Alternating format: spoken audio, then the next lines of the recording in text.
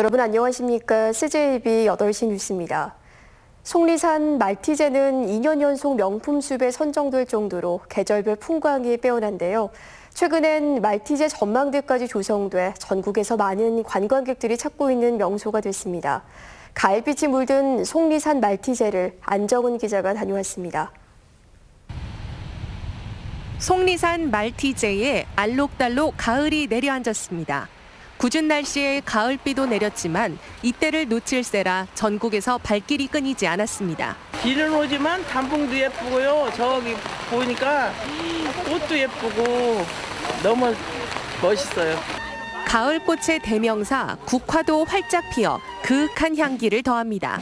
거북이, 한반도 등 형형색색의 국화 작품이 보는 이의 마음을 사로잡습니다. 와보니까 국화 축제도 하고 음악도 흐르고 그냥 너무너무 좋았어요. 속리산 말티제는 생태적 가치가 우수하고 산세가 아름다워 2년 연속 산림청 국유림 명품숲에 선정됐습니다. 지난 2017년부터 보은구는 말티제 권역을 휴양 관광지로 조성하고 있고 올해 초엔 말티제 전망대도 개장했습니다. 전망대에 오르면 구비구비 12고개와 황홀한 절경이 눈앞에 펼쳐집니다. 아침에는 장제 저수지에서 끼어오르는 물안개가 엄청 이쁘고요. 또 저녁에는 해넘이와 석양이 너무 아름다워서 많은 사진 작가들로부터 각광을 받는 곳이기도 합니다. 말티제의 아름다움이 입소문을 타면서 올해 상반기엔 30만 명, 주말 하루 평균 6천 명의 관광객이 다녀갔습니다. 관광객이 늘면서 보은 대추 등 특산품 매출도 급상승하고 있습니다. 단풍이 이제 최고 절정으로 이루면서 저희 대추 판매도 같이 비례해서 올라가고 있어요. 많이들 이용해 주셨으면 좋겠습니다. 오색 찬란한 빛깔로 가을 옷을 갈아입은 속리산 말티제가 우리에게 어서 오라 손짓하고 있습니다. CJB 뉴스 안정은입니다. 최근 가족을 납치했다고 협박을 한 뒤 돈을 뜯어내는 보이스피싱 수법이 증가하고 있습니다. 보이스피싱 초창기에 많았던 고전적인 범죄 수법인데 이게 다시 유행하고 있는 겁니다. 한 경찰서에 접수된 한 달 피해 건수만 12건이나 접수됐습니다. 박원 기자가 취재했습니다. 마스크와 옷으로 꽁꽁 싸맨 여성이 건물 앞에 있는 노인에게 다가갑니다. 몇 마디를 나누더니 무언가를 건네받아 가방에 넣고 자리를 떠납니다. 자신의 손녀가 인질로 붙잡혀 있다는 보이스피싱 전화에 속은 80대 할머니가 보이스피싱 조직원에게 현금 900만 원을 넘긴 겁니다. 전화를 한 몇 시간 동안 안 끊고 이제 자식들한테 전화를 한다고 했는데 지금 저랑 같이 있으니까 전화 안 해도 된다고. 또 제가 울고 있더래요. 바꿔달라고 했었는데 바꿔줬더니 나 어떡해 이러면서 우는 소리가 저랑 똑같았대요. 최근에는 휴대전화 발신자 명의 아들이라고 찍힌 상태로 전화가 오는 경우도 생겼습니다. 한 70대 노인은 아들이 납치됐다는 협박 전화를 받고 깜짝 놀라 경찰서를 찾았다. 보이스피싱이란 사실을 알게 돼 피해를 모면했습니다. 이처럼 납치 협박과 같은 고전 수법이 다시 기승을 부리고 있습니다. 한 달간 청주 흥덕경찰서에 접수된 보이스피싱 피해 건수만 무려 12건, 피해액은 2억 7천만 원이 넘습니다. 혹시 자녀가 납치됐다는 전화를 받으셨다면 우선 끊으세요. 그리고 먼저 아들이나 딸에게 확인 전화를 해보세요. 최근 수사기관 사칭에 이어 카카오톡 메신저 피싱 등 신종수법에 주목하면서 한동안 잊고 있었던 협박 유형이 재등장해 각별한 주의가 필요합니다. CJB 뉴스 박원입니다. 국회에서 체포동의안이 가결된 후 청주지검에 자진 출석한 정정순 의원에 대해 이틀째 이어진 강도 높은 조사가 마무리됐습니다. 어제 출석 후 곧바로 체포영장을 집행한 검찰은 정 의원이 혐의를 완강히 부인함에 따라 오늘 정 의원을 고발한 회계 책임자를 불러 재질 조사를 벌였습니다. 오늘 오전부터 재개된 정 의원에 대한 조사는 오후 5시 넘어 끝났으며 정 의원은 두 번째 조사를 마친 뒤 다시 청주교도소에 구금됐습니다.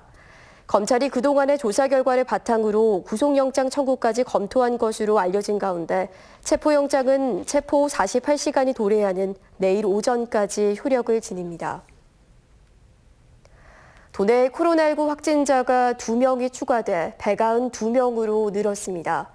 청주시 서원구에 거주하는 20대 외국인 A씨는 어제 네팔에서 출국 후 두바이를 경유해 인천공항에 입국했으며 오늘 아침 양성 판정을 받고 청주의료원에 격리 입원했습니다. 세종시에 거주하는 40대 B 씨는 가족 모임에 함께 참석했던 친척이 어제 확진됐다는 소식을 듣고 검사한 결과 양성 판정이 나와 세종시 소재 의료기관에 격리 입원될 예정입니다. 지난달 29일부터 사흘간 온라인 위주로 진행된 세계 무예 마스터십 위원회 WMC 컨벤션이 성공적으로 막을 내렸습니다. 청주에 사무국을 둔 WMC는 총회와 학술대회, 올해 처음 시작한 무예 산업회어와 포럼에 61개국 3만여 명이 참여했다고 밝혔습니다. 올해 WMC 온라인 컨벤션은 국제 스포츠계에서 WMC의 위상을 높이는 동시에 한국의 IT 기술력을 보여줬다는 평가를 받고 있습니다. 충북농업기술원이 지난해 중부지방 최초로 노지 재배에 성공한 카사바를 농가에 본격 보급합니다. 재배가 쉬운 데다 건강 식재료로 알려지면서 찾는 소비자들이 늘고 있다고 합니다. 구준회 기자입니다. 야외 시식회장의 맛있는 냄새가 진동합니다. 전과 바삭한 칩, 조림과 달콤한 버블티까지 다양한 음식이 먹음직스럽게 차려졌습니다. 모두 아열대 작물인 카사바로 만든 요리입니다. 고구마나 감자 이 정도로 비교를 할 수 있을 것 같은데 그보다는 조금 딱딱하고 더 담백하다고 할까요? 남미가 원산인 카사바는 세계 8대 작물이자 25개국 8억 명이 식량으로 즐겨 먹습니다. 가뭄과 병충해에 강하고 척박한 토양에서 잘 자라는 장점이 있습니다. 특히 식이섬유가 풍부하고 열량이 낮아 다이어트 등에 좋은 건강 식재료로 알려져 있습니다. 당뇨 환자에게 이 카사바를 섭취를 하면 당지수가 낮기 때문에 많이 드셔도 아무 문제가 없는 그 작물 중에 하나이거든요. 지난해 노지 재배에 성공한 충북농업기술원은 올해 충주와 보은 지역 농가에 시험 보급했습니다. 국내 거주 외국인들이 선호해 수요도 탄탄한 편입니다. 서로 구입한다고 막 난리예요, 난리. 그래 그분들이 지금 캐는 대로 전량 다 달라고 하니까 팔로는 걱정할 필요가 없다고 생각합니다. 충북농업기술원은 재배법을 지속적으로 개량해 더 많은 농가에 보급할 계획입니다. 특히 밭작물로서 기존의 작물들을 대체할 수 있는 그런 가능성이 충분히 있다고 보고 있습니다. 다양한 장점을 가진 아열대 작물 카사바가 기후 변화에 대비한 신소득 작물로 주목받고 있습니다. CJB 뉴스 구준혜입니다.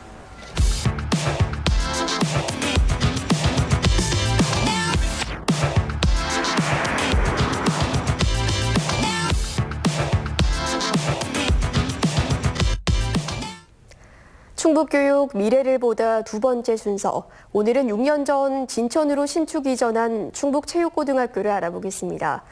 최고 학생들은 선수로서 대성하는 게 가장 큰 목표지만 현실적으로 모두 성공할 수 있는 건 아니죠.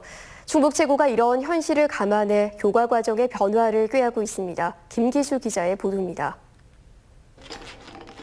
커다란 바벨을 머리 위로 한 번에 들어올립니다. 자신의 몸무게보다 무겁지만 흔들림을 찾아볼 수가 없습니다. 충북체육고등학교 역도부 선수들로 지난해 전국체전과 각종 대회에서 모두 150여 개의 메달을 휩쓸었습니다. 체계적인 훈련과 국가대표 선수촌 수준의 데이터 분석 등 역도 인재 조기 발굴 시스템 덕분입니다. 현재까지 국가대표가 20명 정도, 상비군 선수가 한 28명, 청소년 대표가 한 10명 정도가 배출이 됐고 도내 중학교가 한 10개가 되는데 그 선수 우수한 선수들이 와서 탄탄한 교육 훈련 시스템으로 압도적인 탄력과 순발력을 가진 신소리 선수. 최고의 유일한 국가대표로 체조계의 유망주로 떠오르고 있습니다. 학생으로서 선생님의 지도에 따라 훈련에 열심히 임하는 걸로 하고 싶어요. 힘들어도 나중을 위해서 최선을 다하고 있어요. 또한 일반 교과목 수업과 함께 체대 입시, 진학 지도도 병행하고 있습니다. 학생들이 선수가 아닌 다른 방향으로 진로를 변경하더라도 모의 면접 등 입시, 진학 지원을 하고 있는 겁니다. 제가 육상 중장거리라는 운동을 하다가 지금 이제 특전 부사관으로 갑자기 진로를 변경했는데 이제 솔직히 혼자 준비하기에는 많이 어려운 부분이 많았는데 2023년에는 국가대표를 목표로 하는 스포츠 전문 과정과 체육교사나 마케팅 분야 등의 인재반 과정 개편으로 미래 체육 인재를 육성해 나갈 계획입니다. CJB 뉴스 김기수입니다. 문재인 대통령이 오늘 12개 차관급 인사를 단행한 가운데 우송의 식품의약품 안전처장에 김강립 보건복지부 1차관이 내정됐습니다. 김강립 신임처장은 행정고시로 공직에 입문해 보건복지부 보건의료정책실장과 기획조정실장을 역임했으며 지난해 5월부터 제1차관을 맡아 올 들어 코로나19 대응에 주도적 역할을 해왔습니다. 문화체육관광부 국립중앙박물관장에는 청주 출신인 민병찬 국립중앙박물관 경주박물관장이 내정됐습니다. 청주 운호고를 나온 민병찬 신임관장은 국립중앙박물관 연구기획부장과 학예연구실장 등을 역임했습니다. 제천 청풍호도로 선형 개량 공사를 앞두고 왕벚나무 가로수가 무참히 잘려나간다는 CJB 보도와 관련해 제천시가 충청북도에 가로수 제거 중단을 요청하기로 했습니다. 왕벗 가로수는 기대 수명을 다해가 이 시구 생존 확률이 낮다는 이유로 425가루가 제거 대상이 됐고 이 가운데 250여 그루는 이미 잘려진 상태입니다. 하지만 제천시는 오랜 세월 청풍호반의 명물이었던 왕벗나무를 보존해야 한다는 시민 여론을 수용해 보존 후 그 자리에 다시 심는 방안을 추진하기로 했습니다. 청주시 산하 공공도서관 이용 시간이 연장 운영됩니다. 청주시는 직장인 등 야간 개방을 원하는 시민들의 요구에 따라 내일부터 마감 시간을 오후 6시에서 오후 8시로 2시간 연장하기로 했습니다. 또한 열람이 금지되어 온 아동 자료실도 내일부터 50% 범위 안에서 열람이 허용됩니다. 영동구는 코로나19 사태로 지난 2월부터 휴관했던 국악체험촌을 오는 3일부터 재개관한다고 밝혔습니다. 재개관으로 국악체험장 공연장과 세미나실 사용, 국악기 연주 체험이 가능해지지만 입실 인원이 50%로 제한되고 2m 이상 뛰어앉기 등 방역 지침을 준수해야 합니다. 끝으로 날씨입니다. 오늘 충북지방은 대체로 흐리고 가끔 비가 내렸습니다. 내일도 흐린 가운데 충북 남부 지역에는 새벽 한때 5mm 미만의 비가 내리겠고 아침부터 차차 맑아지겠습니다. 내일 아침 최저 기온은 3도에서 9도, 낮 최고 기온은 14도에서 17도의 분포로 일교차가 10도 이상 벌어지겠으니 건강관리에 유의하시기 바랍니다. 뉴스를 마칩니다. 시청해주신 여러분 고맙습니다.